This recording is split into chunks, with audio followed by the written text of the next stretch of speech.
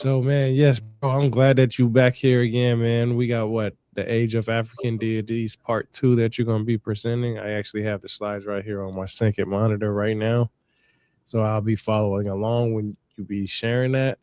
Right Of on. course, you're gonna have your little section up because you already have it up now. I'll bring that up real quick. There you go. That's the first one we're gonna go over. So yeah, man, welcome back. And before we even start, bro, I just want to say, man, we was talking about a book that you're possibly going to be writing in the near future. So uh I just wanted to throw that out there so people can be aware of it now and Yeah, be I, ready I for it. can go ahead and show you the cover. I already have the cover art. I already like had it done, and then I'm having to redo it really because they said that I used too many references. And at the time, it's honestly I wasn't as proficient in all this stuff as I am now. I was more leaning on what other people say, and then I kind of understood. I showed the picture. Right. The Tree of Lies and its hidden roots, exposing the evolution of religion and removing the rationale of faith. And I'm actually going to add one little statement on there also that religion is a cultural product and it moved in cultural migrations. That like is the whole synthesis of the book and on my ideas of religion in general. Is that people think of as religion as like self-created in all areas or something by people with no influence. I find that to be completely false.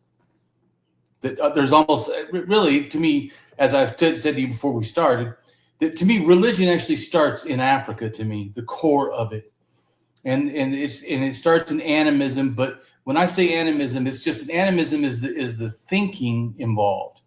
Because some people say, well, animism is not a religion. Well, in Africa, it was a religion because it wasn't just an animistic thinking. It was animistic thinking, and then from that mythology about the world. And so to me, they had a simplified mythology that later everybody just like a bunch of Legos just kept adding things to. It wasn't they invented anything new. They all started with Africa and then make more stuff. And then ideas later, which we're going to talk about, come back into Africa as gods. Because when it went out, there's no gods. So it's to me, but the whole point is that to me, animism is two things, I feel. One is that children before 7 have a natural tendency to see magical agency in the world. So but that's not like what all people do. It's just it's a natural thing. And so when people say that religion is natural, well, animism is natural. Religion is taught. Right. So Right, that's why right, right. religion moves in cultural migrations. It's taught. So, but animism beyond just the thing of the natural inclination, there's also a fear that we're out of control in this world. That's a scary thing. It's not fear like I'm an atheist, and some atheists feel like, fear of lightning is what started gods. That's wrong. It didn't start gods or religion. It's not fear of lightning. I feel because the first thing you see in animism at 70 and 80 and 100,000 years ago is burials. So I think it's a fear of death.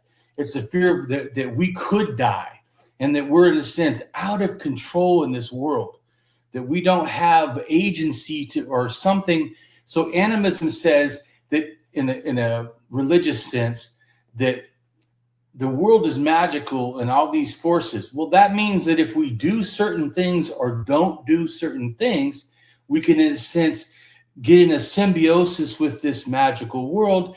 Then we're going to be in balance. And it's all about, in a sense, balance and chaos.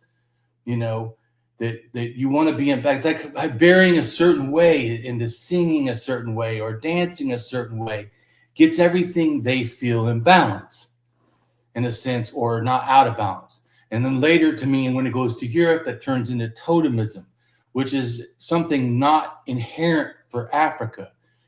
Africa now has totemism because it came back in from Europe. But what it had naturally was that everyone's equal. Everyone is a two-spirited being because everybody gets a male and a female as a father and mother.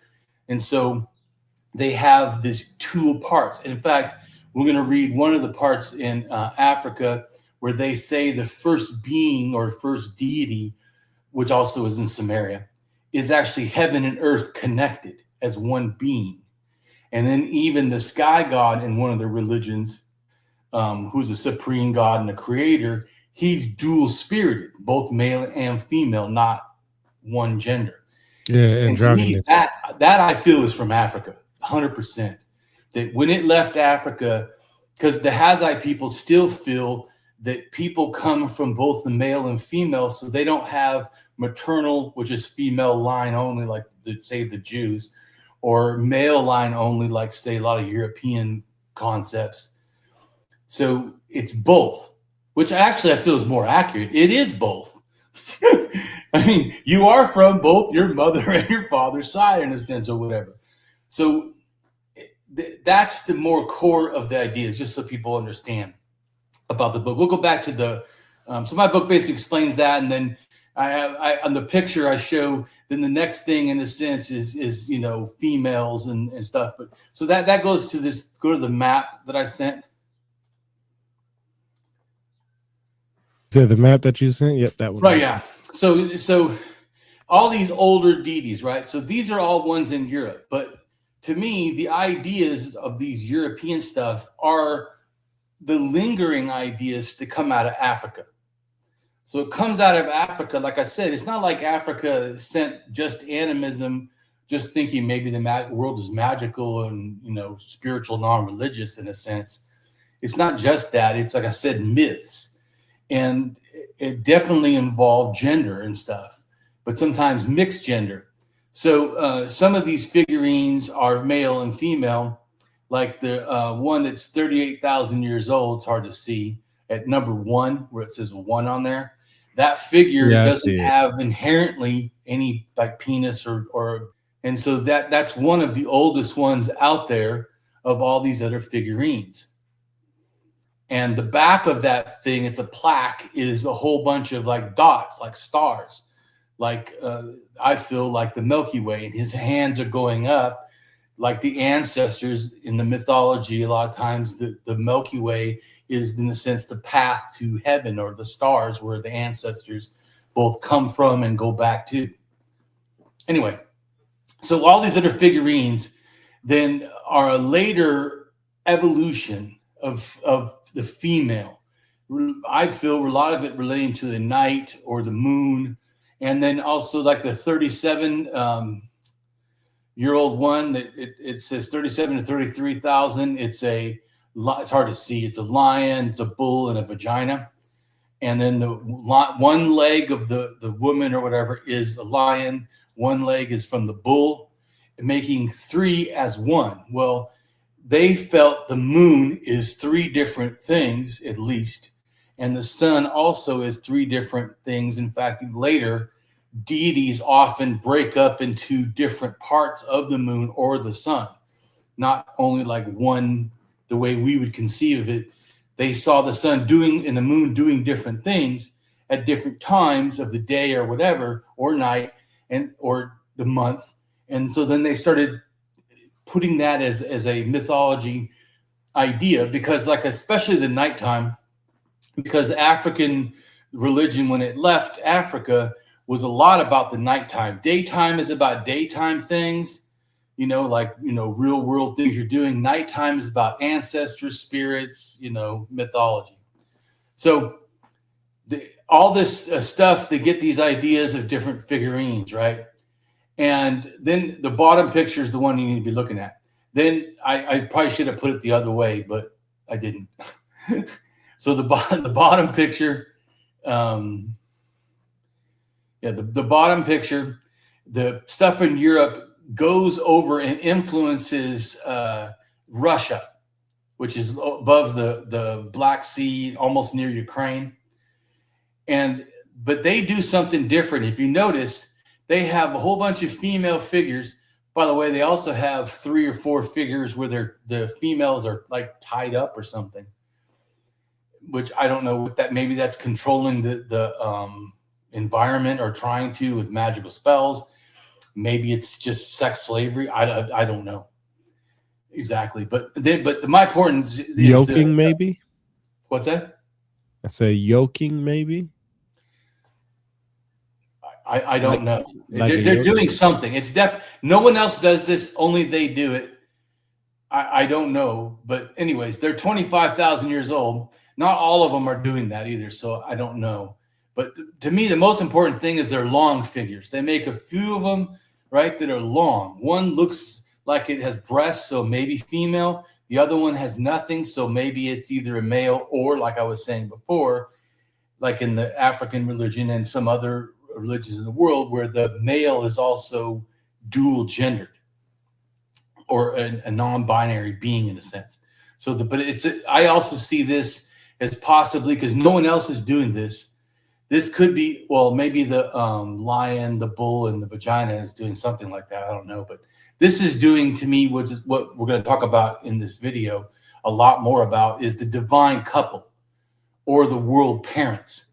Now, I don't know if 25,000 years ago in Russia, if they invented it or they're just saying a myth that was from Europe, but all I can say is the artifacts show that is a new thing, and none of that is in or seems to be in Europe. So it may have invented in Russia.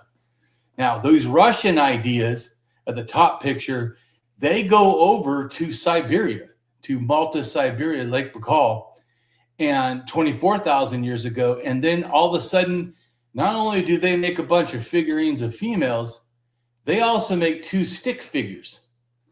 To me, so they're a male and female. None of the other ones are really male.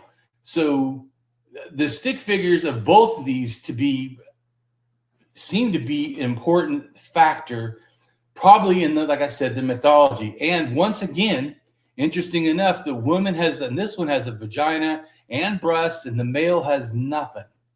Could be, like I said again, that he is considered to be a dual being. Now, later, I think these long figures, to me personally, turn into totem poles. And one of the oldest totem poles found in Russia only has a human head on top of a, looks like male. And then the rest of the body has these pseudo faces that also could be penises as male. And I think that that relates to the clan. But anyways, just so people understand. And it comes from this area, from Lake Baikal. So we'll go to the next picture.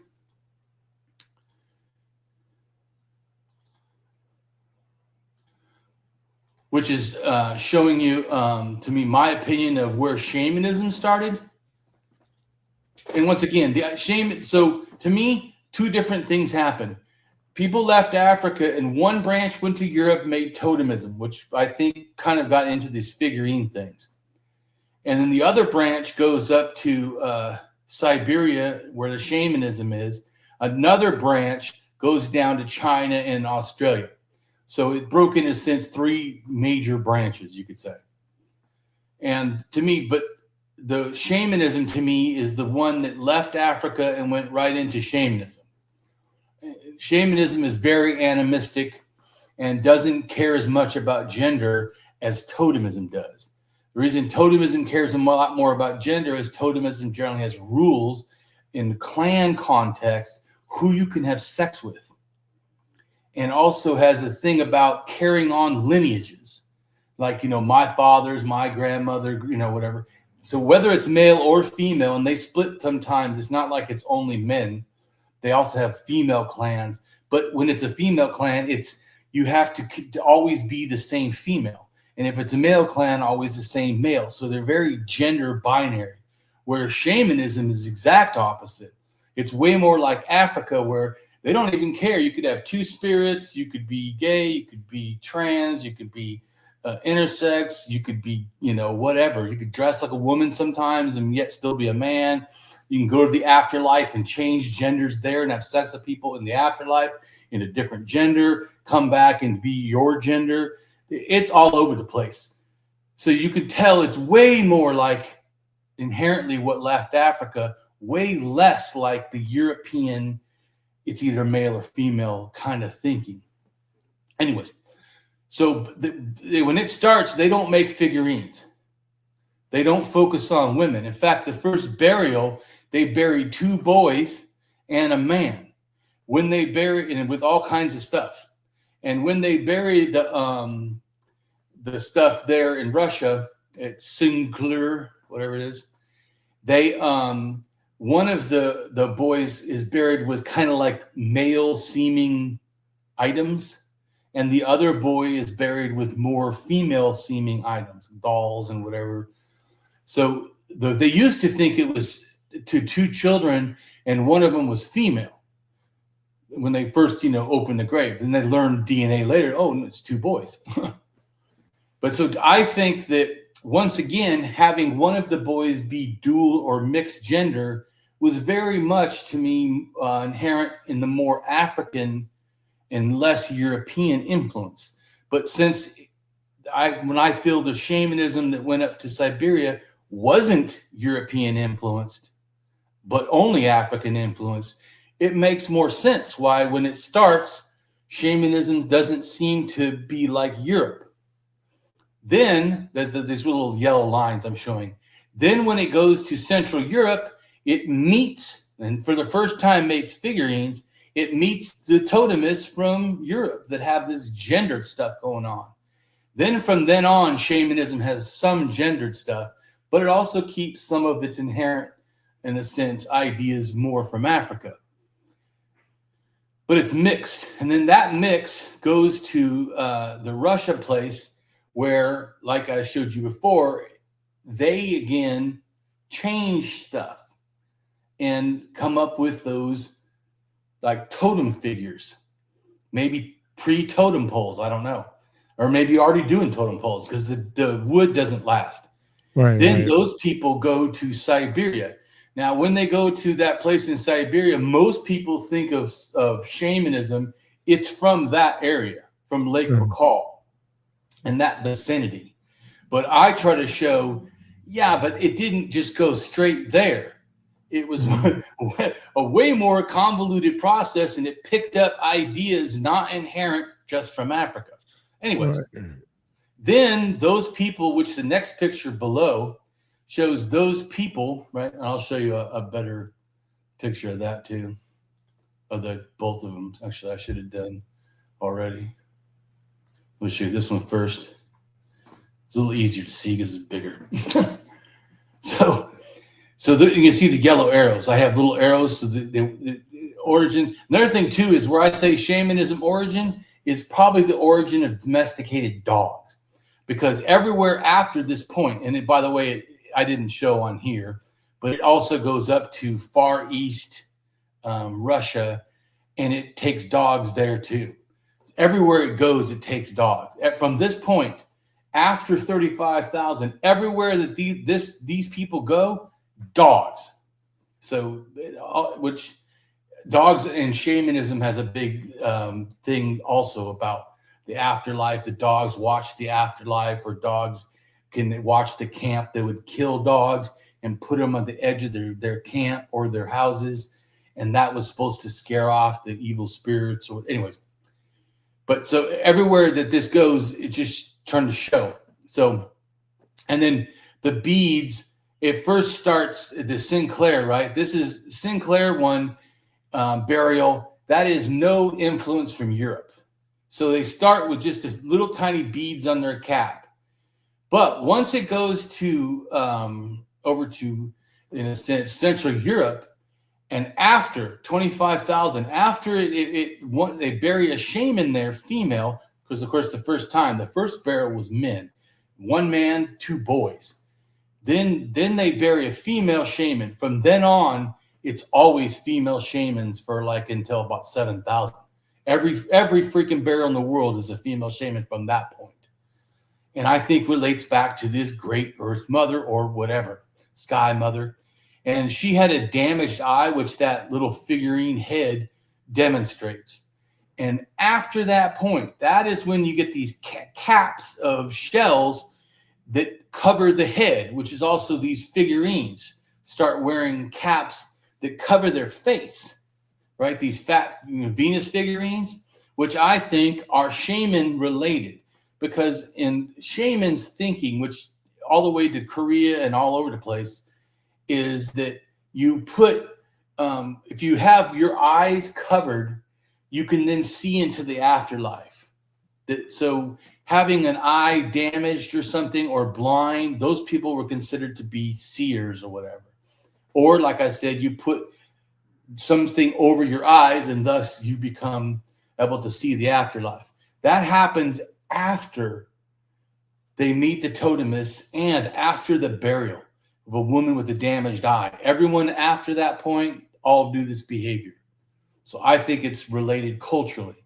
Okay. Anyways, so the next picture I'll show you is more about how that gets to the Middle East. So we now got how we get to Siberia, and then Siberia get Middle East. So what was there was P, which had children, R and Q. Q goes to the Americas. So Q took this shamanism ideas to the Americas. But who took it to Europe and to the Middle East was R. And this just shows R1A. And I put a question mark because that figurine is 11,500. But R left earlier because it gets over to Göbekli Tepe area at 12,300. And it's possible there was another one. I do know that R1 leaves again, maybe 10,000. So I don't know if there's multiple movements of R1A from Lake Baikal. Not exactly sure. But then R1B, it says before 15,000.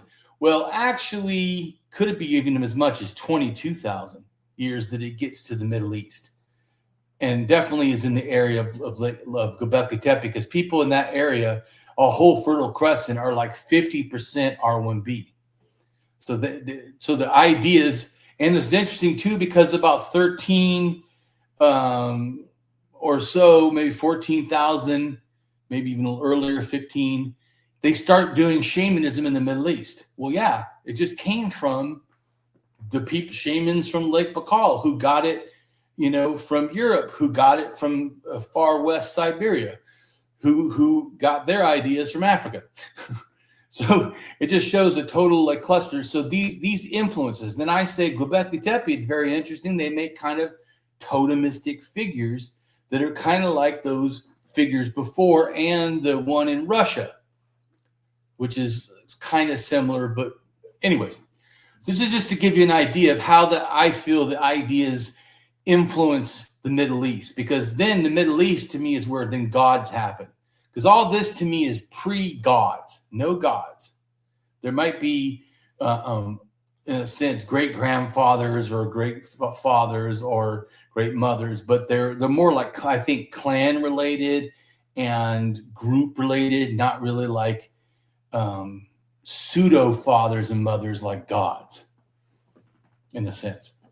And so this right here, number 7, you see on the map, which that purple thing circle is cattle, where cattle domestication happened. So right in the area where all the hot spot of cattle domestication is where all these figurines are found, which I don't think is an accident. Literally almost like you could draw a circle and you're just thinking that I'm doing it around those numbers. Wrong. That was cattle domestication. They just all happened to be inside of that. That's interesting. So, and then the 2 rivers shows to me that the ideas then went out of there multiple ways. But all of these areas are sharing, and they're close anyways. They're all sharing similar ideas. Now, it's number 7 is the only one where it's a male and female. And it has them standing on little platforms, which to me, like a little soapbox. But I think it's also important because this makes them like raised up, like in the sky. I feel they're not on the ground. So I feel that the first gods. I agree. I think they're gods. I think that they're high gods. They are off the ground and they're standing. Like later, there's sitting deities, like about 8,000 or so, 9,000. You get sitting deities in a real way in the Middle East, which I think a lot of those are connected to earth deities because they're down in the ground. They're sitting. They're part of the earth, not standing and like these ones on little platforms above the earth in a sense. So yes, I do. This is important because this to me is the divine couple, which becomes like the whole world's gods, or at least the whole world, I should say, has these kind of gods in them. All of it, everybody does.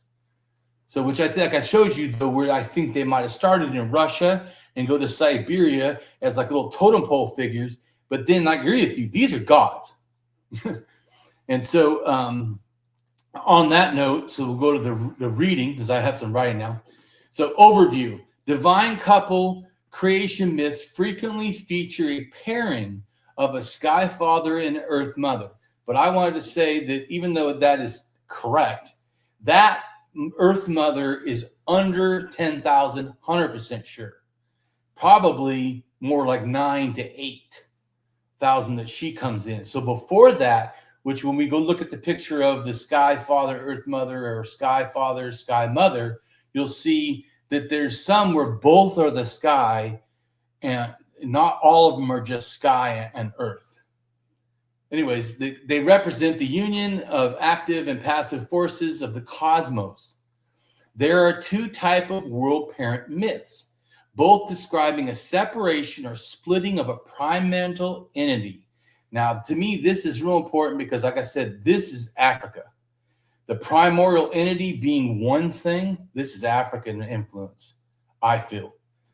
The splitting of them is not African, it's Europe, because of totemism splitting it into two types of things, male and female. That was not an African thing. And the world parent or parents, because sometimes it's only one, because the one person is to, like the male could be, like I was saying before, both male and female. Sometimes also it's the opposite. Sometimes the female is both male. Like there's a female deity in Africa that when you look up its picture, she has a humongous 6-inch or 8-inch heart on. But that's because you have to understand, to them in the original mythology, the primordial being was not one gender. Anyway, but like I said, when you also understand that, which does make sort of sense in the African, like the Hazai people, they believe that people have two spirits. One spirit's a male from the father, one spirit's a female from the mother. So you are two-spirited. Everybody is, and everybody is part of both their mother and father. That didn't mean like now where it has to be that a two-spirited person is gay or something. There are some gay people, but everyone is I'm saying in the African concept, not a LGBTQ concept, just as an African concept, everybody is both. You have DNA from both. You are a part of both in the sense, but not, like I said, in a understanding only a sexual thing. It's just is a general thing. It's especially important because you understand. Then you grasp the primordial mythology from Africa, that it wasn't male or female. It was one being that was both male and female. Yeah. That's it's real important, because then all this other stuff starts to make a little more sense. Then you can also understand when you see separation, just like later in Africa, right? This is like probably 6,000 to 5,000. You have circumcision. And what circumcision is for both male and female, circumcision of the male is to cut off the foreskin, which in African context, that was seen as the female part of the male body. Then once you remove that female part, now you are fully a male. And the same thing with the female. The clitoris is to them is like a small penis, thus a male part on the female body. And then cutting that off, you've now turned the female into a full female. That's and not a dual-spirited female or male. Just, I mean, once you understand like these other things, it starts to make more sense. Anyway. I never heard that before. That's interesting. Yeah. Well, because I try to understand like the ethnographic mixed with the mythology, mixed with because we know that Egypt started doing circumcision in art at least 5,000 years ago. And that the people, and it wasn't a Semitic idea, and it wasn't an Afro-Asiatic idea. It probably, I feel like, it might have come from the Sinai down into Africa. So the original idea I'm talking about, along with gods. And then in Africa, it bloomed out, and then it goes back into the Semitic like the Jews, or the Jews get it because it was already in the Sinai. But it's not like other Semitic, like the Babylonians. They don't do that shit. They didn't do circumcision. And there's way more beyond just Islamic influenced or Afro-Asiatic, like Egyptian, Semitic, those influence that also do circumcision in Africa. So I feel like the idea came down at least 5,000 to 6,000 years ago into Africa, but not from just from the Sinai. And there's just real quick, I'll just show you what I'm talking about, why I think the Sinai. So in the Sinai, about 7,000 or so, 8,000 years ago, they start making these penis and vagina figurines, like shit tons of them. And so and then those people then migrate into, or the influence of those people migrates into Africa or Egypt, and then they start doing the circumcision. So I think that there could be a relation to those things put together, that are not separate ideas. Certainly, like I said, it was not an inherent idea you needed to do circumcision to people to make them full male or female in an African context. That was not the case, because all the rest of the people don't do that have more or less outside influence. They don't do that. It's, in fact, like I said, it's not a big deal to be dual gendered. They feel, and Hazai people, they feel everybody is. So it's not a big deal. So it says 9 to 7, but it's more, like I said, about 8 to 7. And after 7, for sure, they go in. So it's way down in the bottom near the Sinai, right? It's not like really almost part of Israel. So they say Israel, but it's really not. It's so far and down there. Anyway, but one of the interesting thing is there's a stack of stones, right, in an order that could be, they feel like deities. And one of them is real big, and it has a little copper from Turkey. That copper is a little hard to see, but there's a little copper thing in front of that big stone, like an offering. And that copper, they tested it, is from Turkey. It's not even from, Israel or anything. So it's from outside, which I already know from Turkey is where you get the deities, I believe, anyways.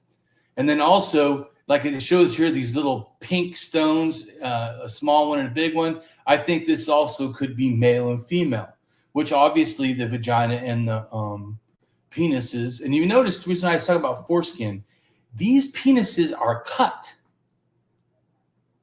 or it looks like it, right? They don't, one of them has, or two of them look like they might have foreskin on, but the other ones literally show that they don't, which is why I think that they're influencing or referencing circumcision to me. Just, anyways, go back to what we were talking about, though, about Africa. But I thought that's important just to give you my context. And also that one big stone, I think, is a supreme deity. It's bigger than all the other ones, and that's in the far right, top corner. And there's multiple of these standing stone things, which is what all these little triangles at the bottom left. That's showing there's a whole crap ton of them. It's not like one or two, it's a bunch of them. Anyway. So now we'll go to another picture, just to give you, because I really want you to understand why they're doing things. It's not one-off, and I don't think that it doesn't come from anywhere, and there's no connection to deities. There is. All this is religion and related, I feel. Yeah. No, I get you. I feel you. I think it's important to understand the origins of the stories and why they're told the way they are and depicted the way they are. Yeah, I agree with you. Right, because I feel like it makes it easier to understand what I'm talking about. Yeah, So yeah. it does. The next one, The next picture is showing, okay, the distribution. Now, this is an old picture I did, like, I don't know, 4 or 5 years ago. And if you notice, I only show Africa, I only show Egypt, because that's the only one I do show. But I'm going to give you another one I did this morning that shows more of Africa. But like I told you a long time ago, I didn't really think deities were a big thing in Africa because I knew they didn't start there. I just was assuming wrongly, ethnocentrically, that they really didn't have any deities, so I didn't need to look, which is stupid. But when, but the theme of high gods, which really relates to the Sky Father and Sky Mother, which, like I said, I think that's what started in the Middle East.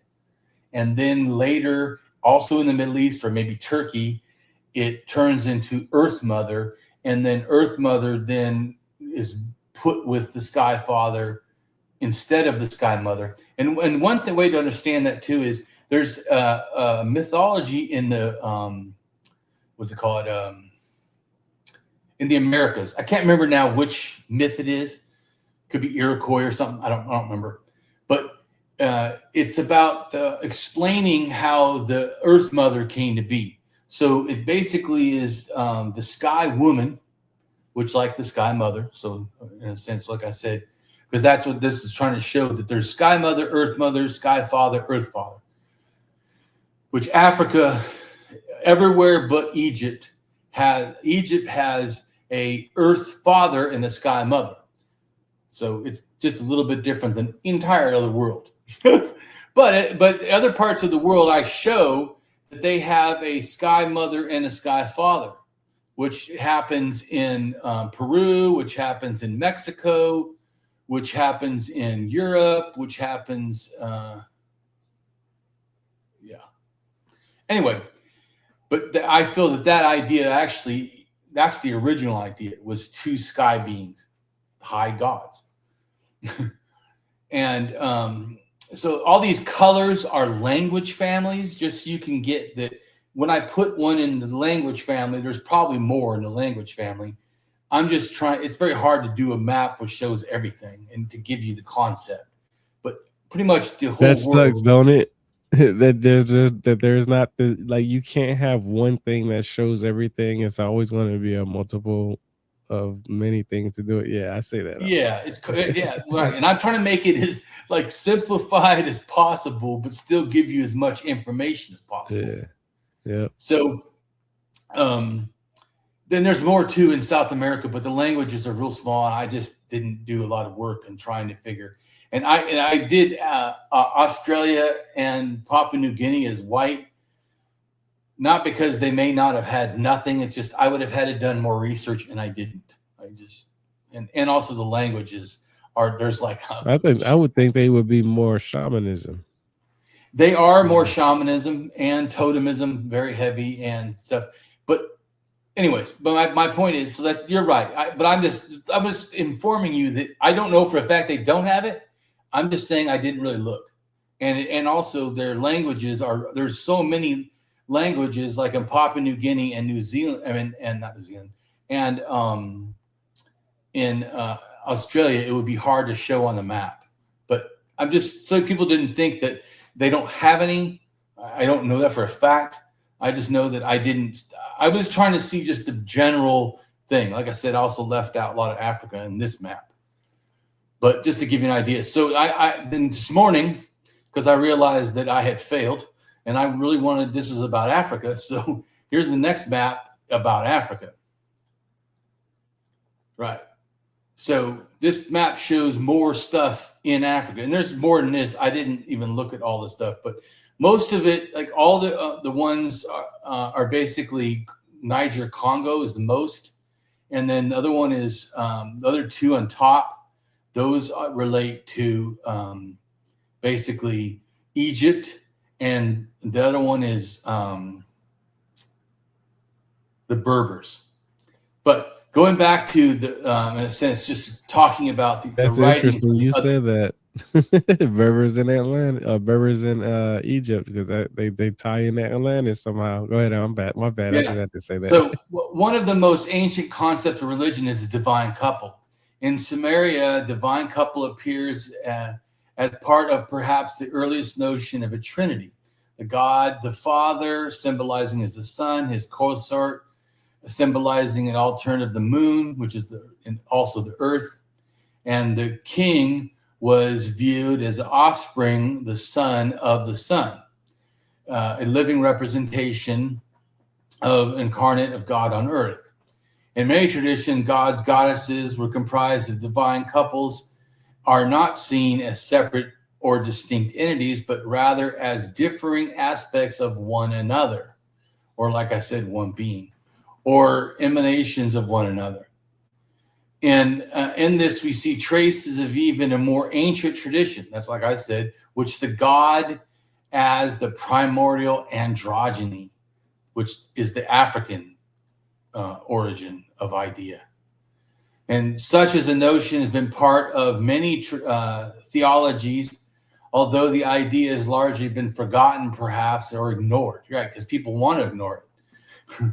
So I'm going to read the different ones around the world just so you can understand. So Egypt, the Nut is the sky mother, and Geb is the earth father. And Turkic, Mongolic, Teri, Tanger, Etsi is the sky father, and I don't know how to pronounce this. Iji or Gazer Iji is the earth mother, and that's part of the same language family, the Trans-Eurasian. Hawaiian, it's by the way, people, I cannot pronounce these names, so don't. I know the ideas. Reading names, terrible. I told you last time, bro. I be doing it all the time. I be reading these books, and I don't preview the books before I read them. Like go online, I come up the words that I be chopping up, messed up really bad. So don't worry about it. I be doing it all the time. Just to understand, I'm trying to show you the main theme though. Hawaiian is the Wakaki, father, sky father, and the Papahannamuku, the earth mother, which is related to Austronesian languages. In New Zealand, the Maori is the Rangunui, the sky father, and the Papa Tuankaru, earth mother, which is also Austronesian languages. I try to put the language so you can understand their deeper connections. That once, because like I said, to me, religion is a cultural product that moved in cultural migration. So when you follow language families, you also follow mythology, often. Proto-Indo-European, Deus Praetor, which is sky father, and Demihugona, and Peleth, earth mother. And Indo-Iranian was Deus Pitta, sky father, and Manta, earth mother, which is Indo-European related. And Italic was Jupiter, the sky father, and Juno, the earth mother, which is Indo-European. Etruscan was Tina, sky father, and Uni, sky mother. So you see right there, that one is not, just like the Italic, both of those are not earth mothers. Just going back to, like I said, to me, the original would not have been earth mother, which is probably pre-Indo-European. In Hellenic Greek, Zeus is sky father and Hera is sky mother, who started as an earth goddess. Oh, I was talking about that thing about the Iroquois and Native Americans real quick. So the sky woman, or like I said, sky mother, sky woman has a child, and her child and either dies and becomes part of the earth, thus earth mother, and corn grows out of her, or other plants and stuff, or she dies in childbirth, and they, in a sense, bury her, and then she becomes sort of like, the earth mother. But she herself is a child of the sky mother, and then becomes the earth mother. And so she's also, in a sense, related to the sky at first. So even in that mythology, I think you can hear the inklings that the first was not Sky Father, Earth Mother, but probably Sky Father, Sky Mother, and then she gives birth to a child that becomes the Earth Mother, Earth Goddess. So that's my thinking, is that it came later. It wasn't first. And Nordic is Dagar, which is Sky Father, and Not, the Sky Mother, which is Indo-European. Slavic, Prunun, and Sky Father, and Molosh, which is Earth Mother and Proto or Indo-European, and Ilrian, it's Dipperos, Sky Father, and Mezekbek, Damatur, Earth Mother, and maybe in Indo-European. Albanian, which is Zozis, Sky Father. They don't know what the Earth or Sky Mother is, but it's also Proto-European, so it's probably one of the other versions. And then Baltic, which is Perkunis, Sky Father, and Salu, Sky Mother, Proto-Indo-European. Germanic, Tyar, Sky Father. They don't know if it's Sky Mother or Sky or Earth Mother, and Proto-Indo-European. And down in the Americas, Colombian is Bashika, Sky Father, and Hethun, something, Sky Mother, which is a Chichipan language. And Aztec, it's Quetzalcoatl, the Sky Father, and Exchequal, Sky Mother. So to me, right there, it shows that, to me, that would be the original, like I said, from the Middle East. It was not changed, which is Uno Aztecan.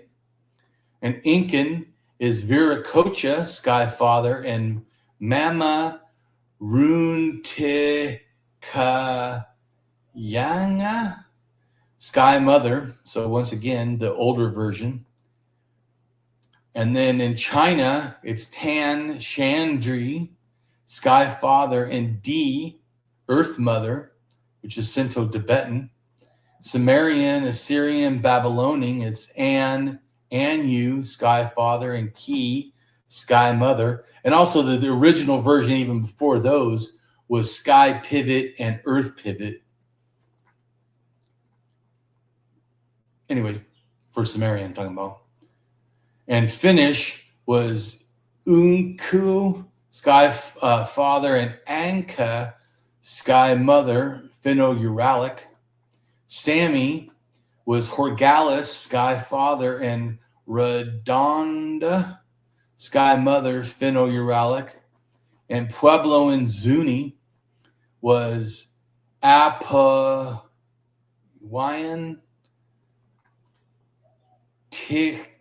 Chuk, Sky Father, and Awathekulin,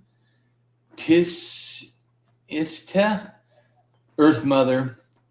Puebloan Hopi was Tawa, Sky Father, and Kakoyangbugi, Spider Woman Grandmother, Earth Mother, Aztecan. Puebloan Navajo is Tishonoeli, Sky Father, and S. Tisemetileli, Earth Mother, Nadane. Now, like I said, going back to the picture for Africa, we see, like I said, different ones. The ones in the burgundy color, those are all those deities in the south. Even though I tried to, there's the Akai people, the Dogon people, trying to think off the top of my head. Bantu, and then the bottom is the Zulu towards Southern Africa, and what is the other one? Oh, Yoruba. So we're going to read those. So the Akan mythology, the Sky Father is Name, supreme creator.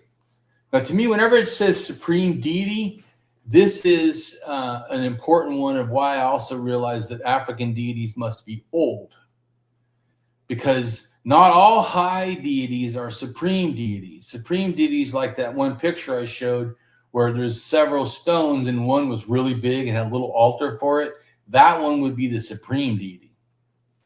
But anyway, so supreme deity and earth mother. So it's about 7,000. So the first stuff that came into Africa as deities, because multiple waves, as we already talked about, came in from 10,000 to 8,000, and then from 7,000 to 6,000. The 7,000 to 6,000, I think, is when there was a supreme deity. Before that, they're just high deities, sort of almost equals, male and female. Anyways, then later it changes.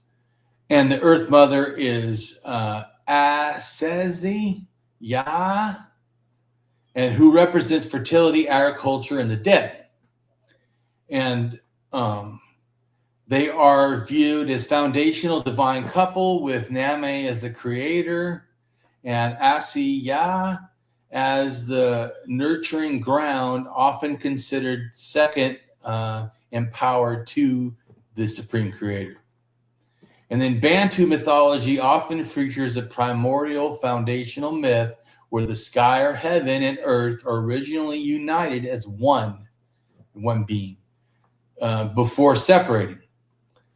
This is often involves the supreme creator associated with the heavens and the sun, paired with the earth figure representing fertility, nature, and the nurturing life frequently seen in Central and Southern African traditions. Which to me is interesting, because the Sumerian creation describes a primordial state where the sky god An and the earth goddess Ki were united as a single mountain-like entity, often born from the primordial seas of the goddess Namu. So, and like I said, I feel the primordial seas came from Africa mythology. It wasn't a goddess, it just was the primordial sea. Anyway, but and also the union of a primordial being both genders is, I feel, also from Africa. Original myth that left when, like, so 60 to 70 or 50,000 years ago, whatever, when people left Africa, they had that mythology already. Anyways, their son Enlil, god of air and storm, separated them, which the Bible talks about too, because the Bible talks about one of the verses in Genesis where it says the Spirit of the Lord, which I think is talking about Enlil, Spirit of the Lord floats over the water of the deep.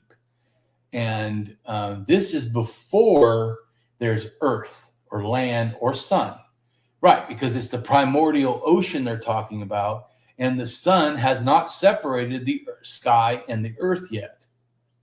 It's the same with the Bible. It just doesn't say that. It says Spirit of the Lord. Right. Like, but yeah, you just took it. So, anyways, it's the same sort of mythology. Anyways, the earth key, and while earth becomes key, and while An takes the heavens, allowing for the creation of life and civilization, of course, after the fact. Now, going back to Bantu. So the Sky Father creator concepts and many Bantu influenced traditions, the supreme being is often linked to the sky, e.g. Nambi Ampunja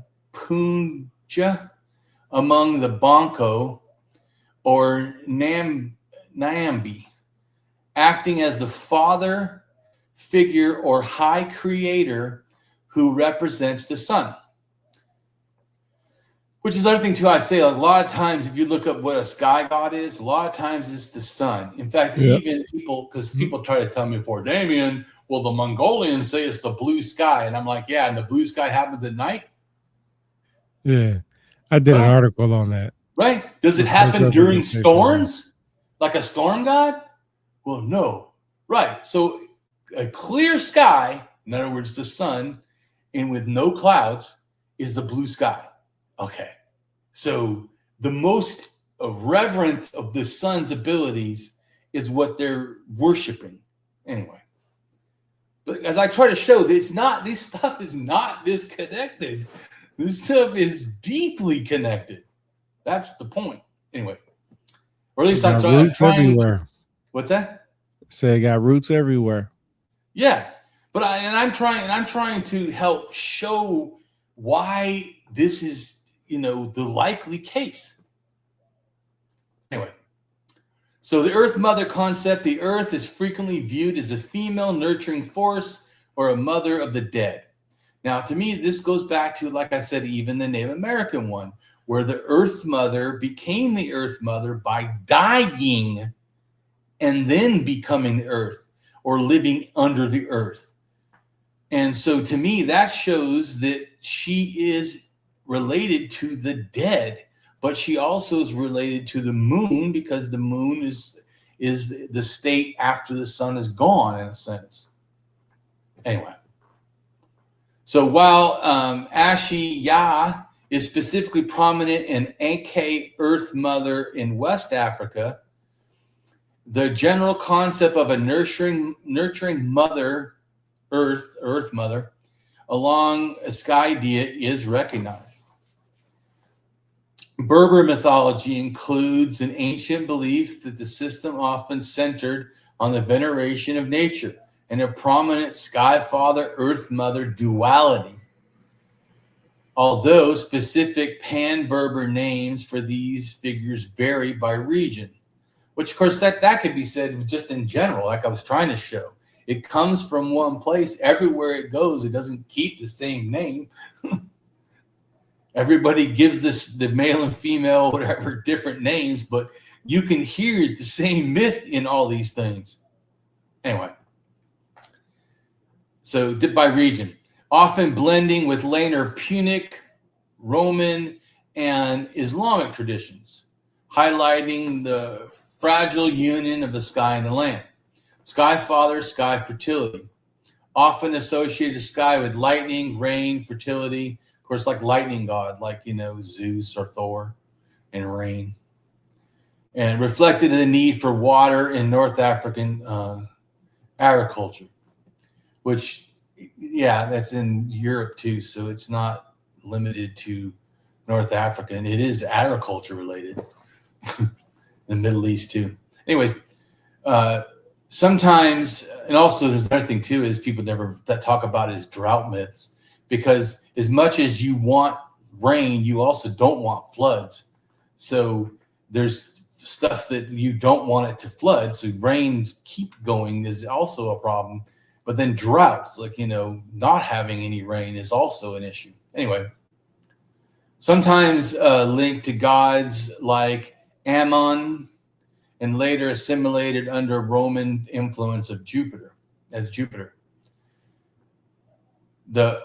Which I know Romans went around and heard everybody saying myths, and they're like, wait a minute, this sounds like our myths. Yeah, there's a reason for that. Anyway, Earth Mother, Earth nature represents a fragile ground, agriculture, life-giving force. So this also helps you understand the fact that it's, to me, related to agriculture shows the Earth Mother is younger. Because to me, the reason the Sky Father and Sky Mother happened was the cattle, right? Which also influences probably why so many cattle stuff is related to Egypt. Because the first deities that went there were not exactly agriculture. They're more like herding. Anyway, so just to people understand the difference between the Sky Mother and the Earth Mother. Earth Mother is almost exclusively about agriculture. And the Sky Mother can be related more to herding. Anyway, so she is considered a primordial deity, sometimes associated with figures as distemper and Tant in Punic Berber contexts, reflecting a deep respect for the earth. In Dogon mythology, Amana is the supreme creator, often recognized as the sky god or sky father, who created the universe from a cosmic egg. And cosmic eggs, so people understand, sometimes in mythology, I have a video on this too, but the cosmic egg cracks open, and what comes out could be the primordial sea or ocean. Sometimes it's floating on the primordial sea or ocean. Sometimes different stuff, like there's one in the north where a deity lays down and sits the bottom of his ocean, and then its knee becomes like the primordial mound that's in like Egypt mythology. And then a bird lands and puts an egg on top of the knee. And so, but the water around it though is the primordial ocean. And sometimes, like in the Greek one, the egg floats on the primordial ocean. Anyway, just showing you. The Islamic Muslims have an idea with their egg. Also, Islamic religion has something with it. Hinduism has some. Almost everybody has yeah. I'm not saying it's limited to just it's all over the place. No, yeah. That's why I was agreeing with you. I think it's all over the place. It's way all over the place. Yeah, it's way all over the place. Yes, I was just saying it's more than just the Dogons. Anyways, Amana mated with the earth, creating the earth goddess Lub, from the foundational dual union of the sky and the earth, which brought forth non-mono divine twins, which that's some people call that Nomo. Some people say Nomo. Nomo? Okay, yeah. Nomo. I don't read good, so anyways, but that relates to the divine twins. Now, the divine twins is in the Americas, and Europe, and all Africa, and Middle East, and it's all over the place. And in China, and it's all over. That mythology is very old also. Sky Father Amana is considered genderless. Oh, what? Genderless or dual-gendered. Supreme creator representing both male and female principles. Sticking to your African roots. Often associated with the sky, right, because the high gods were sky gods. And those whose body formed the stars. Dogon cosmology is built on pairing opposites, like the sky and the earth, the chaos and order, and male and female, with Amma holding these dualities, in a sense, in himself. He's both the sky and the earth, chaos and order, male and female, in other words. Yoruba mythology. Abatala is frequently regarded as the sky father, responsible for molding human forms and creating land, often depicted as a deity, purity, and wisdom, while Yoruba cosmology centers heavily on the supreme sky deity, Abomer. Yemeja is often honored as profound mother figure. Yemeja, considered mother of all living things, associated with the ocean and fertility, often seen as protective, nurturing force. And to me, like I said, primordial ocean to me is the night sky. So it's the sky, like stars are moving around because they're floating, in a sense. So sometimes when they say ocean, so this could be like a sky, also deity. Not just it has to be as we think of as the real like ocean on the earth. Often, do you think primordial ocean and primordial waters is the same thing? Yes.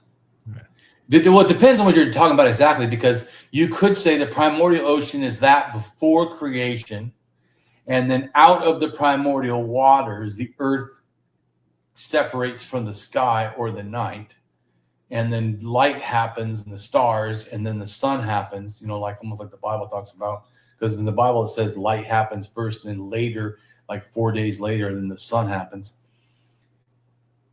I think that's probably closer to the original African myth, that the night sky is how it begins. Actually, I could say probably the better way to explain it. Everything starts in a void in an African concept. Like for the mythology that probably was 60, 70,000 years ago. That everything starts in a void. So they thought that the night sky was just black nothingness, right?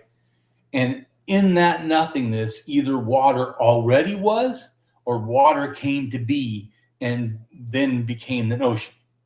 So it starts like in a void, nothing maybe, and then from that nothingness, something. And the first something would have been the primordial ocean, or it would already been there. And then from the primordial ocean, then you get other stuff like the earth comes up and the stars come out of it in different ways that happens, but later. But somehow that all that is the same. So once there's land and there's a separation between the sky and the land, there's also a separation at that time of the primordial waters, being that some waters ended up in the sky, some waters ended up on the earth, and some waters ended up below the earth. So it both is accurate because that those all would have been the primordial waters, because then some deities could be said to be part of the sky waters, some could be said to be part of the earth waters, and some could have been said to come out from the under earth waters. So it's like, you get what I'm saying? It's like complex in a sense, but it all started from the ocean waters, the primordial nothingness in a sense.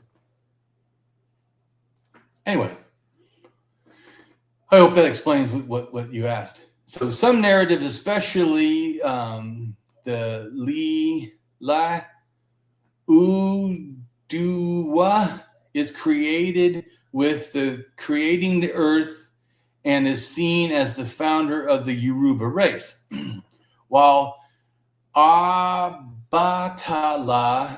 acts as a sky father in creating physical form. He works under the authority of a supreme sky god, Blummer. Anyway, Zulu mythology.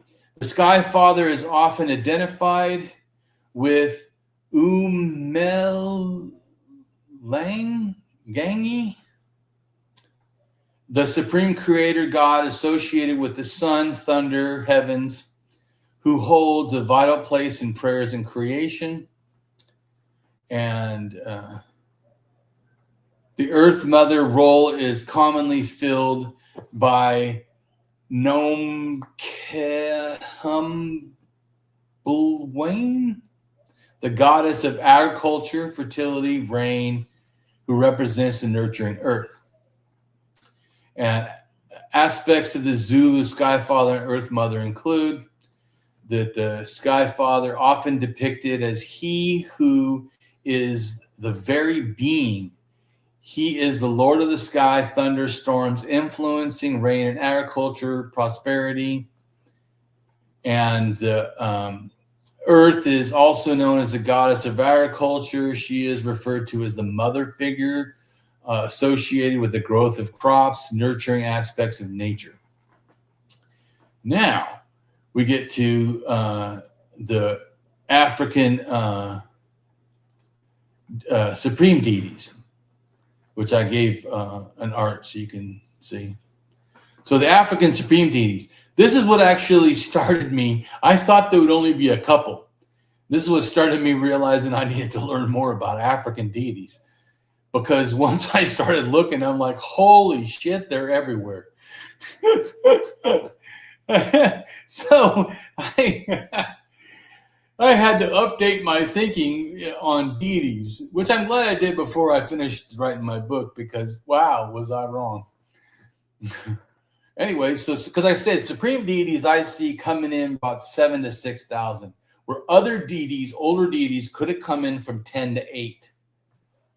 So that shows, like going back to like this video is about age of African deities, that there's not one age, because depends on what you're talking about exactly. Supreme deities are not the original deities. High deities of the sky, mother and father of the sky, are the original deities. Everything else changes after that. like I said, the Earth Mother doesn't come in till 9 or 8, and who knows? It could have gone into Africa by 7 and not earlier. I don't know, because it started in Turkey, so somewhere. But definitely, like I said, we know people from Turkey made it down near the Sinai, because like that thing I showed you 7,000 years ago, there's that little piece of copper that they gave as like a little altar to the supreme rock. And its chemical makeup comes from Turkey. So that very well could relate to and I was also thinking maybe the copper related to the Earth Mother. And so they're putting the supreme deity and the little Earth Mother, I'm just guessing, but put a little Earth Mother next to him in a sense. Anyways, but so supreme deities are almost always male, and they're almost always high gods, sky gods, sun. Is this very, you can see that the connection. It's not like it's all over the place. It's like one sort of idea that went everywhere. And so the supreme deity is a god, or a supreme being is the concept of a sole deity in the sense of monotheistic religions, which is just, in a sense, this older idea. They just dropped off stuff and kept the main supreme deity. And also in polytheistic religion and henotheistic religions. Polytheistic is everybody, they believe in a whole bunch of gods, and they all could be worshiping different ones. Henotheistic, they believe there's different gods, but they only worship one, in a sense. Anyways, the paramount deity or supernatural entity, which is above all others. Like I said, you can also see in that one rock that there's a group of rocks, and one of them is literally huge. Supreme God or supreme being, in many religions, it may be a creator deity, and often is. It doesn't have to be, but the king of the gods, which kings I think are definitely 7 to 6,000, or a little bit, some 6 to 5. So that idea, the king idea I'm talking about, especially hereditary kingship. There may have been an idea of king that's 7,000, but closer to 5,000 is when, like in Egypt, I believe, is the invention of the hereditary kingship, which then goes from Egypt out into the rest of the world. From Egypt, though, they created, to me, really the hereditary kingship, compared to where I think maybe the steppe, the Cossack Mountains, one of those probably invented the kingship idea that then goes to Sumeria and then Egypt. Egypt sends out the hereditary one, meaning that you don't have to do something or be a good warrior to, take over stuff to be a king. You just have to be the child of someone who did. Anyway, supreme God or a single deity in monotheistic religions. Beliefs and practices in Africa of African peoples are highly diverse and include various ethno-religious. Generally, these traditions are oral rather than scriptural, and are passed down from one generation to another through narratives, songs, myths, festivals.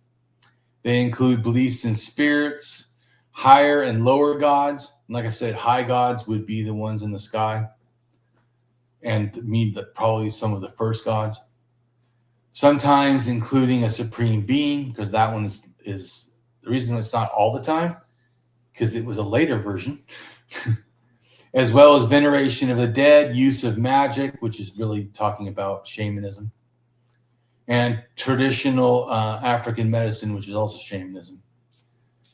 Most religions can be described as animistic. Well, to me, I feel like this is a statement that could be for the entire world. Most who have animistic stuff, they just have forgot about it. Or their stuff comes from animistic thinking, a foundation that they built on top of. Anyways, various are polytheistic and pantheistic. Pantheistic is when, in a sense, the earth itself or the sky itself or the world itself is sort of a deity. Or you almost think like chi, like the idea of chi, that there's some energy force thing that's everywhere through everyone. And, and yet it's sort of like a deity, or like the Great Spirit in the Americas, where it's also kind of like chi, sort of everywhere and everything, and yet it's its own being. Anyways, the role of humanity, and a lot, by the way, Africa has ideas that match a lot of different places of the world, not just like the Middle East, because there's stuff that sounds like chi. There's stuff that sounds like the Americas. They have medicine wheels that sound like Siberia and the Americas. Anyway, just to understand, it's not like one simple thing, because all this stuff sort of is related. The role of humanity, especially multiple people came into Africa, so there's multiple versions of religious ideas that evolved. The role of humanity is generally seen as harmonizing with nature and the supernatural. That is animistic 101. Because in a sense, the earth is not evil or good. It's just you need to harmonize with the world. Anyways, because that's pre-deity stuff. There's no deities. You just have to be, good to the world, and it's good back to you. Which also goes back to like when some atheists wrongly say, "Oh, it started from fear of lightning." I'm like, have you ever seen in Africa where they'll take sticks and like just a little thin shield, and they'll go steal food from lions, and they never attack the lion? Dude, I would not want to be behind metal, with glass and stuff to see lions almost. To do this in the wild with like really no weapons and actually not even totally threaten the lion. Are you insane? Like fear? No. The difference is, like I said, so to me, this is good, important to understand. Why did religion start like animistically? It was harmonizing with nature, with the supernatural. That is a core thing right there. You need to understand. Not fear. It is a fear that if you don't do that things will then be terrible. But it's not because they're afraid of nature, which I feel like some atheists say, "Oh, it's because they're afraid of nature." The fuck they are. Shit, they're less afraid of nature than we are. Anyway, traditional African religions generally hold the belief generally hold the beliefs of life after death, spirit realms, which spirits, but also gods reside, with some having a concept of reincarnation. And reincarnation is almost 100% in the Americas in some version, and same with Siberia in some version. Besides just reincarnation, people think of like India, in which the deceased humans may reincarnate into their family lineage or bloodline. Now, when it says family lineage, this is talking about totemism concepts, because totemism cares about your family lineage and your bloodline. Shamanism could give a shit. Anyways, so animism doesn't care either, because everyone's connected to everybody. So there's not a family lineage or bloodline in a sense. Anyways, if they want to, and that's interesting too, right? Because I don't think other places in the world it has that part. If they want to. That's interesting for Africa, because I don't think that Siberia or the Americas or even India, you can reincarnate where you want. I think like in India, for sure, it's more how you behave. Your karma says what happens. Anyway, or to go fulfill something, which is, like I said, that sounds more like people think of ghosts, like, you haven't, got to do something, so you're trying to fulfill it. Anyways, there are often similarities between traditional African religions located in the same sub-regions. Once again, because religion is a cultural product and moved in cultural migrations. So areas in North Africa are often similar, Central Africa often similar, East Africa often similar, West Africa often similar, and Southern Africa often similar. But as I was trying to show you, actually, they all really are similar, in a lot of ways. Not like 100%, but highly complex animistic beliefs. Oh, yeah, right. Because like I said before, it's not simplistic. That's like people like think animism. They think, they just think rocks talk and are people. Sometimes they don't think that at all. They don't think rocks, but they think that there's spirits in the world. Yeah, Anyway, like how trees in Native America talks to the people who are in their exactly. spirit journeys. Yeah. Right. Yeah. I'm just, the reason I'm trying to say is I don't want people to think like I was kind of more thinking before learning more was that they have simplistic beliefs. No, the beliefs are complex. Even the animistic beliefs are complex. Just so you grasp this. Anyways, it builds the core of the concept of traditional African religions. It includes worship of Tulier deities, which a Tulier deity is a deity that cares about a person, place, thing, or whatever.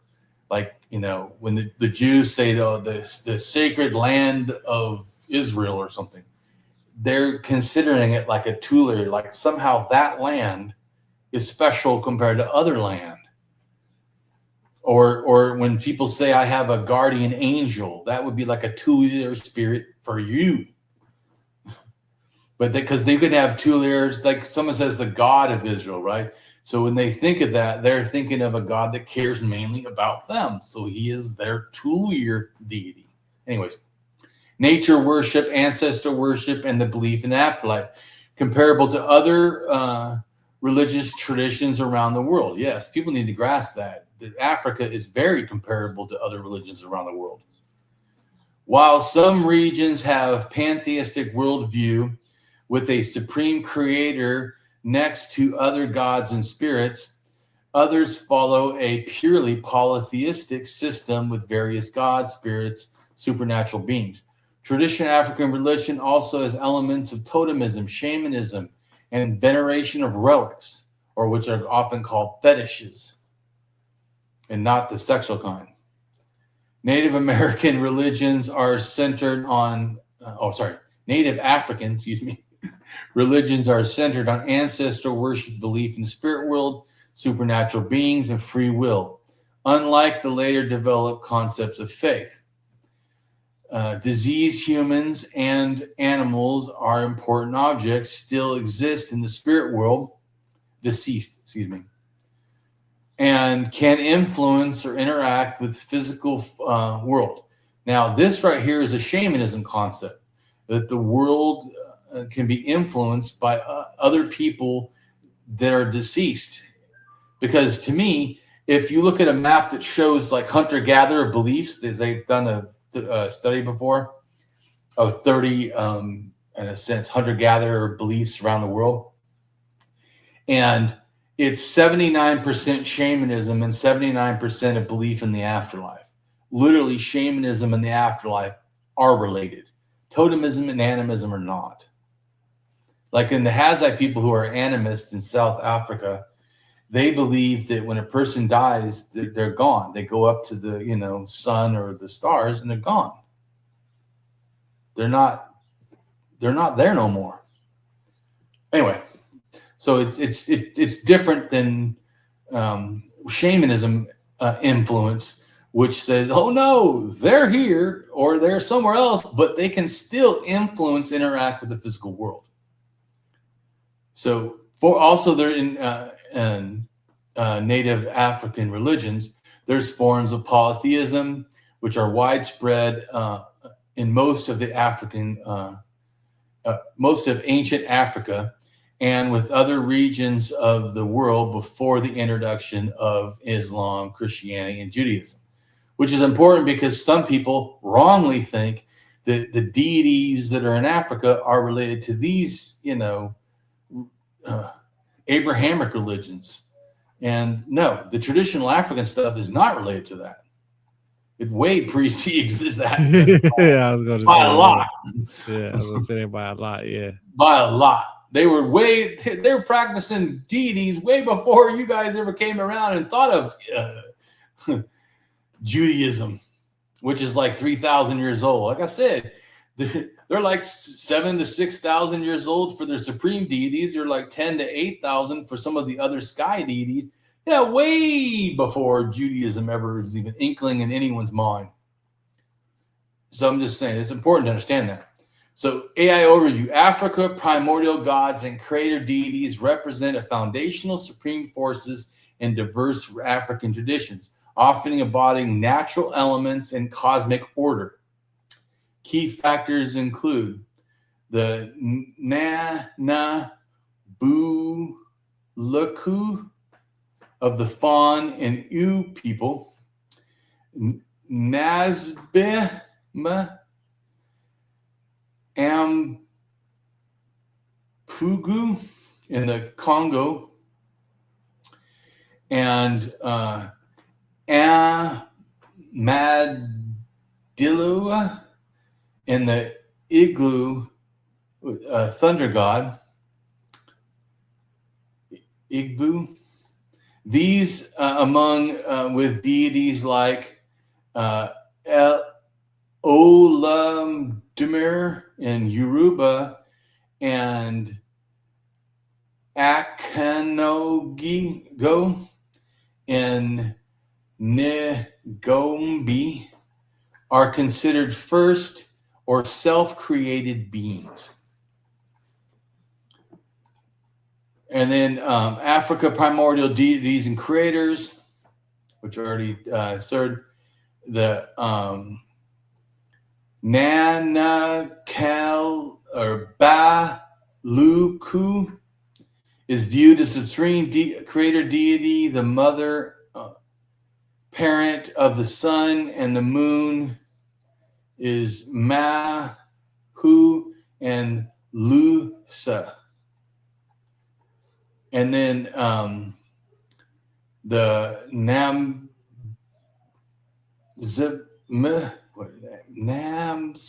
Abi and the Pengu, the Congo supreme creator deity, and the Yoruba. I'm just going to read the country or the area people. The Yoruba, supreme creator of life and remote from daily affairs, delegating tasks to the Orishas. And Igbo people, the primary deities, thunder and lightning, associated with justice and the sun. And then the Democratic Republic of Congo, the primordial god and creator. Zulu, the first being who brought forth humanity from a reed bed. And Balumba, the creator deity who became invisible, sending heart to humans. Characteristics of African primordial gods, a role. They are typically the ultimate source of existence, often acting as sky fathers or earth mothers. Nature, they often exist as impersonal, distant forces with active management delegated to lesser accessible spirits and deities. This goes back to two. I'm going to show the picture of to understand when they asked the hunter-gatherers what their religion stuff was. And I already told you that shamanism is 79% among them, and afterlife is 79. Well, high gods. See, I just sent the thing. So the in the top left-hand corner, that's where it says the different numbers, the percentages, and then the one on the top right shows like the red dots where they got these ideas from, where they're taking them from. The ones in purple in Africa, I put those there because to me, every one of those I listed have no totemism and no shamanism. They're like animist only or very close to it. Every one of those, you can, when you listen to their stuff, it's way different. To me, that also helps to prove what started in Africa. Not to mention, everyone in Africa and outside of Africa is 100% animist. So it shows that is the original religious idea, which I've talked about multiple times. Now, where it says some totemism, 82%, this is my thoughts. I added this because they didn't actually address totemism at all. But I looked at all the stuff they did, every one of their groups, and then I also looked at the ones in Africa, and then I was able to figure out that, okay, so all of the hunter-gatherer people are not 100% totemism. Anyway, So the belief in the afterlife, like I said, 79%, shamanism 79%, then ancestor worship's 45%, so much less. So some people think it's like 100%. It's not. High deities, 39% believe in high deities. So it shows that high deities cannot be how the mythology started, because it would be like animism 100%. It's not. It's a later thing that this chart of figuring it out helps show. But then the other factor that it just talked about in Africa, active ancestor worship is 24%, actively doing stuff. Look at how low active high deities are, 15%, meaning that like the Abrahamic God is active. He cares about your life. He's doing stuff all the time. He's involved in stuff, where the African is more like the hunter-gatherers at 15%, saying, yeah, there's high gods, but they don't really involve. They may have created the earth and everything, but they don't really care about what's going on. Other lower spirits, sometimes on their behalf. Same with like in Hinduism, where it talks about how there's a god, like say in the Bhagavad Gita, it says that the one God and all the other ones are just avatars of that God working on the sense that God's behalf, which is similar to that he's then not an active God. You're saying that the other ones are doing it for him, which is also helps me understand that probably the original Sky Father, Sky Mother were not active deities. That also is a later thing, that somehow the God cares of, what you do with your life, or, sin and all that. That's not an original idea. So even and it shows that a lot of also to me that helps show hunter-gatherers seem to have a lot more of the older version, not the newer stuff. I wanted to bring something up to you. Man, I was reading this book. I can't remember which one it was. I was going over it. It was actually my last book that I went over for what I've learned from reading this book on my series, on my playlist on YouTube. Right. And in the book, it actually says, and it's from an African scholar too. So this is what's shocking to me, was that it said that for ancestor worship, that didn't start happening until the European invasion, I guess they called it. Like ancestor worship was never really an African thing back then, at least. Well, I would agree that if you look here, active ancestor worship is only 24%. Ancestor worship in total, 45%. This is all over the world. This is just saying that people think like you should care about the ancestors, but only 24% are actively worshiping anybody. So I don't agree exactly that it's a European thing. I do agree that yes, it was not a big thing. This shows it. This chart shows that the deities did not care about morality. The ancestors were not something you worshipped. So I totally agree that it's not even 25%. So 75% did not do that, which is most people did not do that. So I don't disagree. That is accurate. Most people did not do that. And that's what the ethnographic studies would agree with. So yes, I would agree. I don't know that it was inherently European. It could have been. I don't know that. I have not looked into why exactly that happened, but I do agree that it was not a prominent thing. Anyways, so going to the rest of the stuff. So the supreme deity thing again, not that.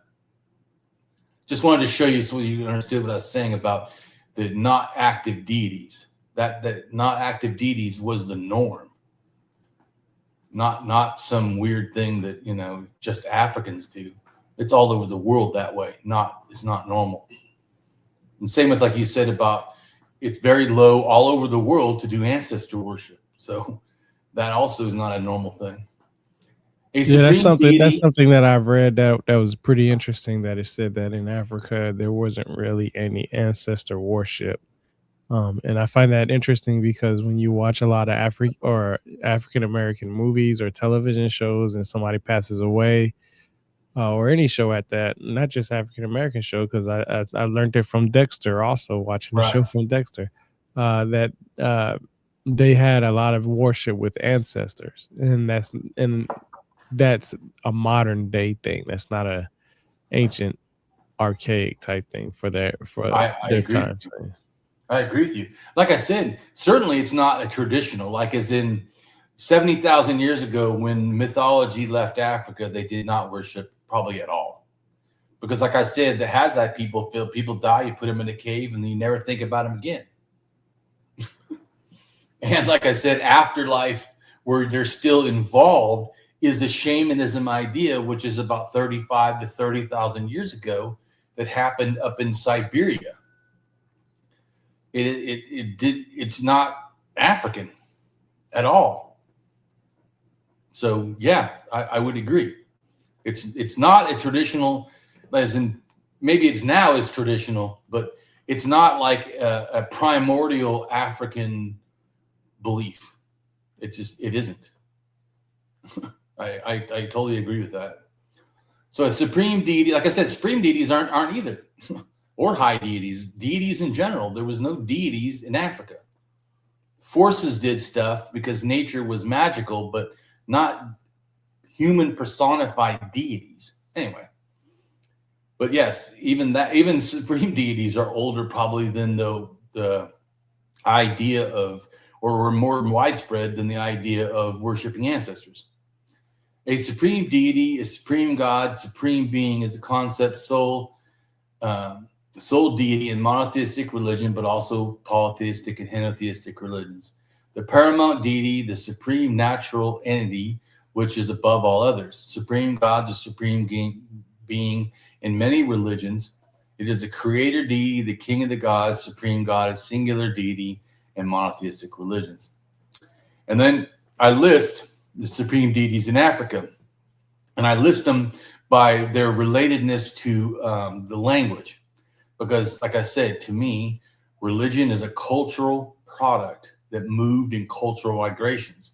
So when you track language families, you can see huge similarities in religious beliefs, even over the thousands of miles and time.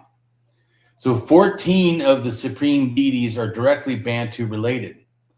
But you have to understand, Bantu is a southern version of the Niger Congo related.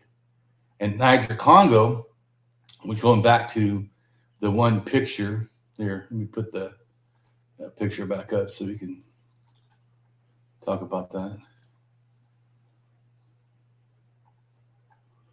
So Niger Congo is all the Burgundy, which is where there's, I have listed 1, 2, 3, 4, 5. There's more than that, but 5 groupings of the same deities in different areas. So just so you understand, that's what the Bantu is. Everything in a sense past the that Western African thing that sticks out. Everything from the since Cameroon south relates to Bantu, and there's way more of the deities than what I've listed. Just so people understand Bantu and Niger Congo. So, like I said, if you put it together, you have 14 of Bantu, which is southern Niger Congo, and then 7 of the northern Niger Congo, and then 6 are Afro-Asiatic related, and 3 are Nilo-Saharan related. So to me, it shows that the most influence is the Niger Congo, both north and south. Interesting enough, the northern Niger Congo is basically where all the medicine wheels are at. So it also is in that same language family. Anyways, so and then I've listed the 30 different deities, which I'm not going to read them all,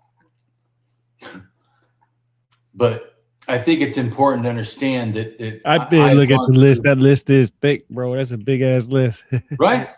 Yeah, Yeah. and I, if you notice, I put that, like the first one, it talks about, it says Niger Congo related, then it says Bantu ethnic group, um, and then it's the other one says Bonko religion, which is a Bantu ethnic group, and then it talks another one is Bantu ethnic related or whatever. Bantu related, Bantu related, Bantu related, Bantu related, Bantu related, Bantu related, Bantu. I show the different ones and say what they are. Then Niger Congo related, Bantu, Niger Congo, and Bantu. Bantu related, Niger Congo. Sometimes it shows both because sometimes they overlap areas. And some people call it Niger Congo A and Niger Congo B, B for Bantu. Or like I said, North and South, sort of. And then the other one is Afro-Asiatic. But anyway, so I don't want to read every single thing. But it just shows to me that there's a whole bunch, and you can scroll on the thing. Just scroll it slowly so people can understand. There is a lot. It's not like it's not like. Can you go to the top of that? Yeah. I just scroll down so they can see the different ones and then the different languages. All 30. I don't. Yeah, that's what I was doing. That's what I was just doing when you was talking. Right. I went through all of them. I stopped right here because I seen the raw sun god right here, so I thought that Yeah. was pretty interesting. Yeah. Well, that's interesting too because it's Chadic related. Yeah. Yeah, what you got? Yeah, you got a whole group right here. So Right, because I went through it and really diligently wanted to understand. I felt like you can't understand if you don't look. I mean, otherwise you're just assuming without knowledge, which I did before and realized, wow, that's not the way to do things. It certainly is not the way to actually figure something out. To figure something out, you actually have to look. And so then it gets us to the Bantu, which the next map explains the Bantu expansion, basically from Cameroon. So just go to that picture. I'm bringing it up. Hold on, I had to close the other one out. Yeah. So the Bantu migration, which could have started even, it says there 4,000. It could have started even 5,000, but it probably didn't go far. We also see where it says Niger Congo A and Niger Congo B, Yeah. which really, it's all really Niger Congo. It's just they break it up because one of them is almost all exclusively Bantu.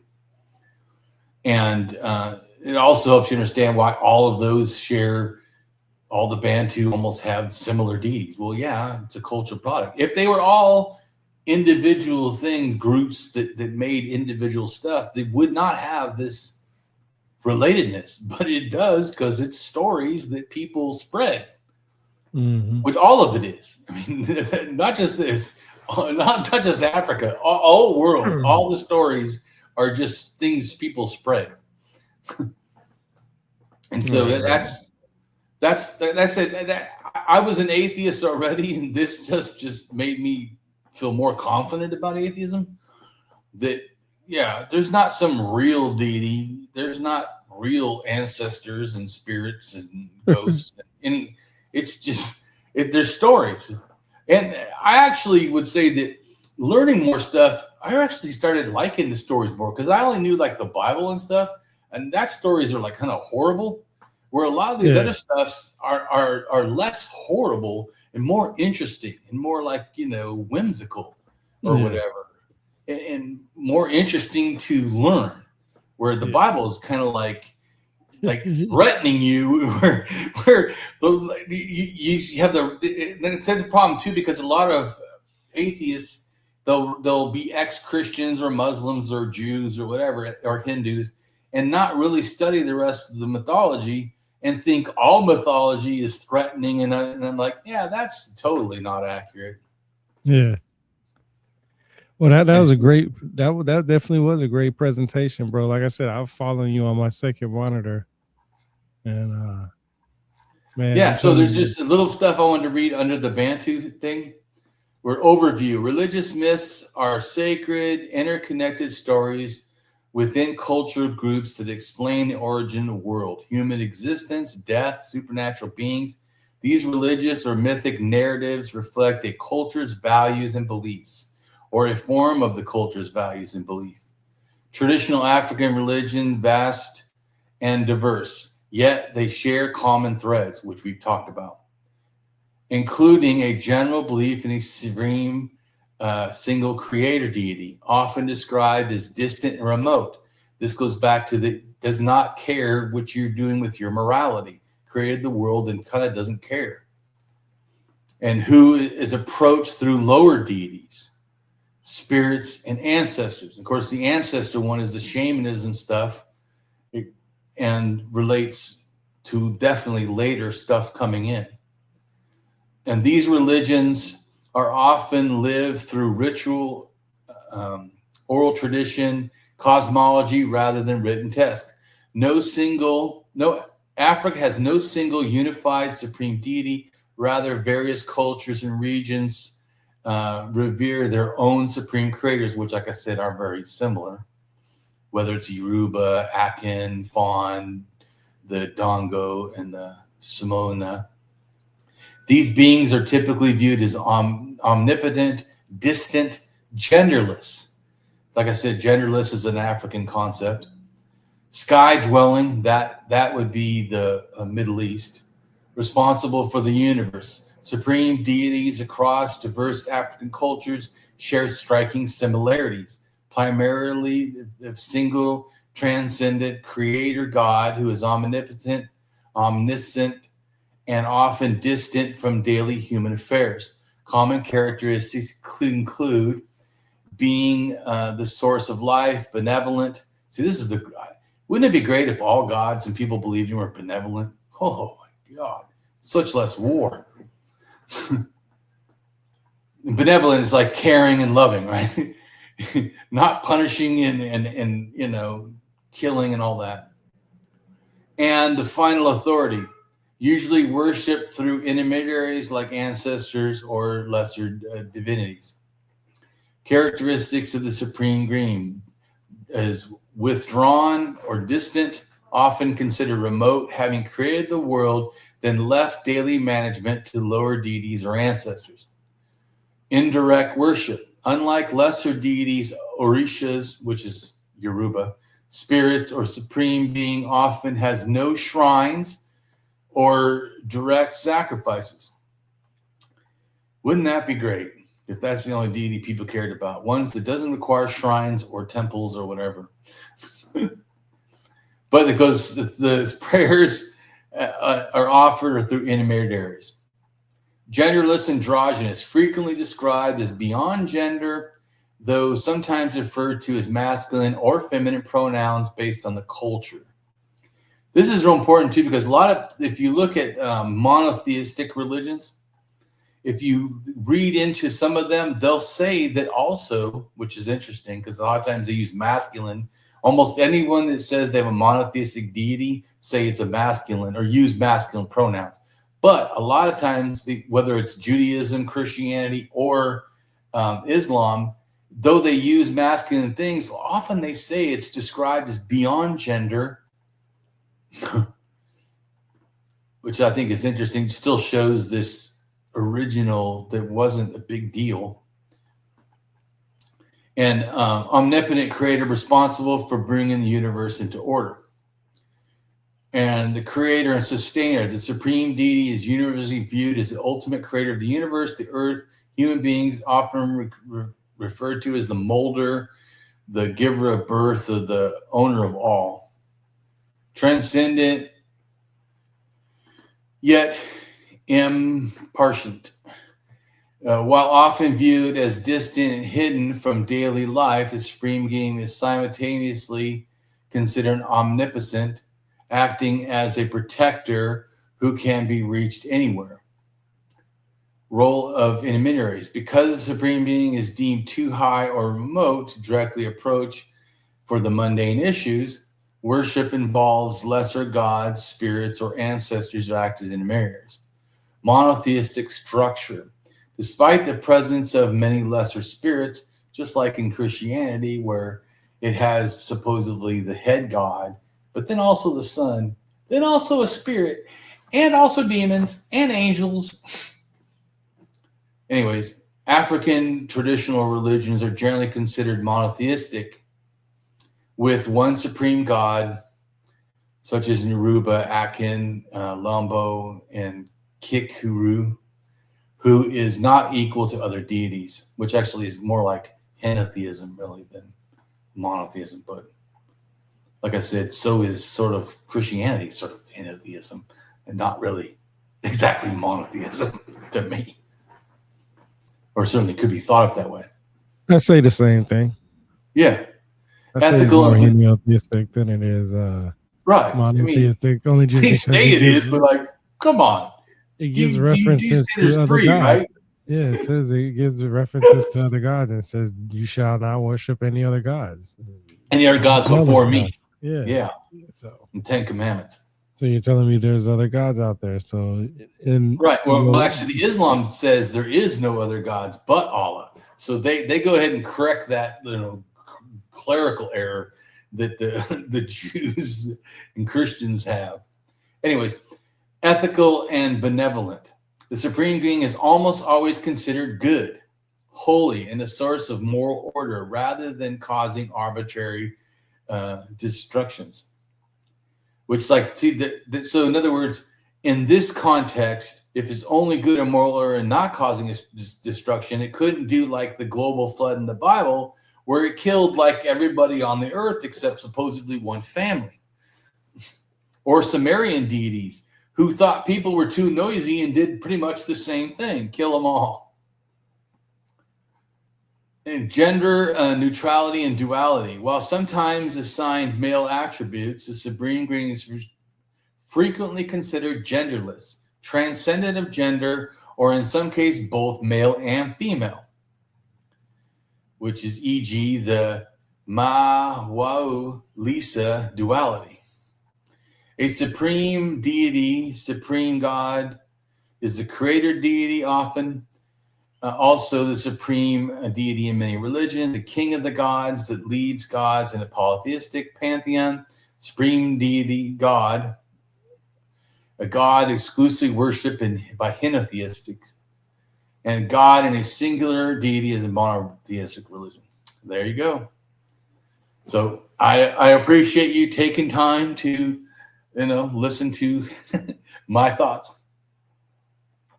I appreciate it, bro. It was great, like always, bro. Like I said, great presentation. It was a great one, like always. And like I said, we'll have another one, just not next week. We'll just keep going until you get tired of it.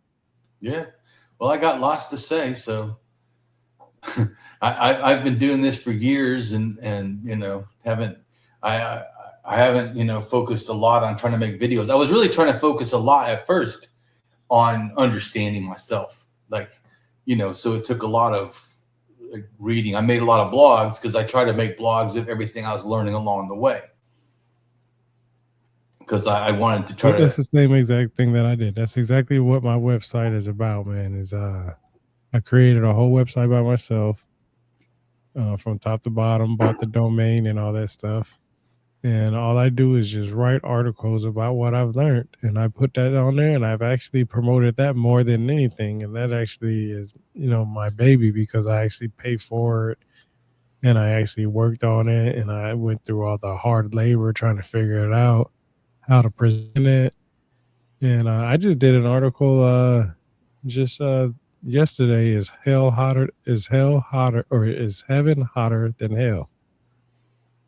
So I just did an article on that for the description, because a lot of people say hell is hot, and that's where the torture and all that other stuff, and the fire, the brimstone, and all that stuff is at. But then you look at God, and you can't look at him, first of all, so that's something you can't do. So I Yeah. did a little article. Just I try to.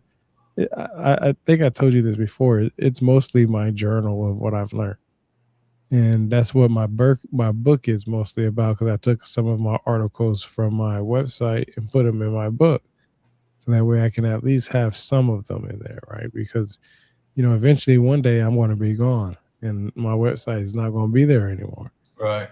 That's it's going to be work that I'm going to eventually lose. Same thing with YouTube. YouTube can shut me down whenever they want to.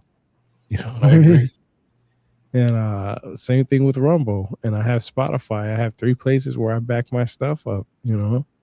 Only a matter of time that either all of them get shut down or one of them gets shut down eventually.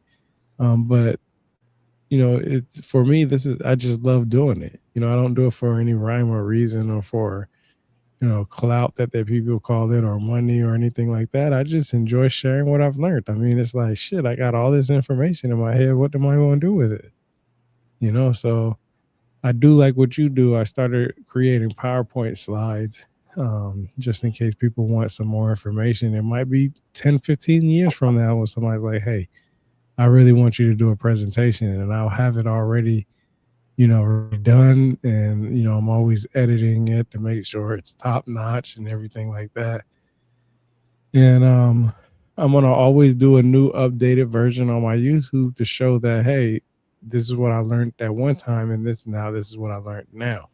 So they can see the difference and stuff. But I do appreciate it because it shows that you take the time, because people don't understand this shit doesn't it's not easy to do this stuff. You're not No. you're not going to you're not going to waste your time creating something incorrectly because you want to make it as accurate as possible. It takes a long time to create videos and PowerPoints and stuff like that. Like, Yeah, there's and I put the art together to try to help people grasp the ideas. All that takes the days, and it's taken me years to understand. yeah. Same here. So, hey, I just want to say I appreciate you coming in. I'm going to end the recording, Right on. and then we'll go from there. So, yeah, like I said, man, I appreciate you being here, bro. And like I said, next time we'll do this again. Yeah, I think that next time because I really want to talk about the primordial waters, like the starting of, like, in other words, like people always start at creation. Primordial waters is pre-creation. Yeah, that'd be perfect because I had a specific reason why I asked you that question, so we can lead straight into that. Yeah, sounds good. I think that would rock on. Got a little hype now, can I let it die down? I remember days in the trench. Time to go hard in, time to go all in, time to give my all to this shit. Panamera maxed out, first class flights out, Atlantic to Pacific, yeah, it's lit.